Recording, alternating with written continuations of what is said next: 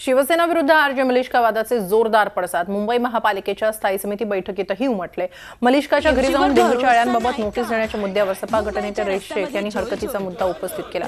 मलिष्काला target केले जाते। लोकशाहीत प्रत्येकाला आपलं म्हणणं मांडण्याचे अभिव्यक्ती स्वातंत्र्य आहे अशी भूमिका भाजपने घेतली। तर मलिष्काच्या या गाण्यामागे कुणाचा हात आहे, तिला हे गाणं कुणी रचायला लावलं याचा शोध घेतला पाहिजे अशी मागणी शिवसेनेने केली।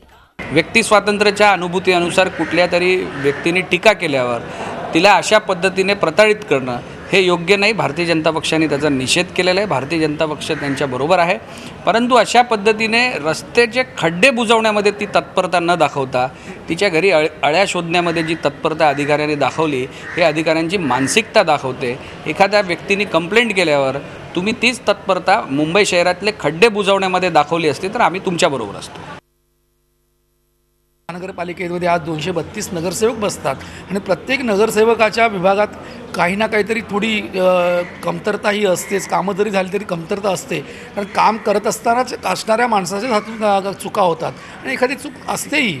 त्यामुळे उगाच ज्यावेळी कोणाकडे बोट दाखवते त्यावेळी 3 बोटं 4 बोटं आपल्याकडे असतात हे लक्षात घ्यायला हवं। त्या अशा सेलिब्रिटीने अशा पद्धतीने करणं हे चुकीचं होतं आणि मुद्दा चुकीचा मांडला गेला होता। आणि हा मुद्दा चुकीचा मांडला गेला असताना उगाच एखाद्याला मोठं करणं त्या पाठीमागे काहीतरी कोणाचा तरी मला वेगळा आम्हाला रंग दिसत होता, म्हणून त्या पद्धतीचं माझं वक्तव्य होतं।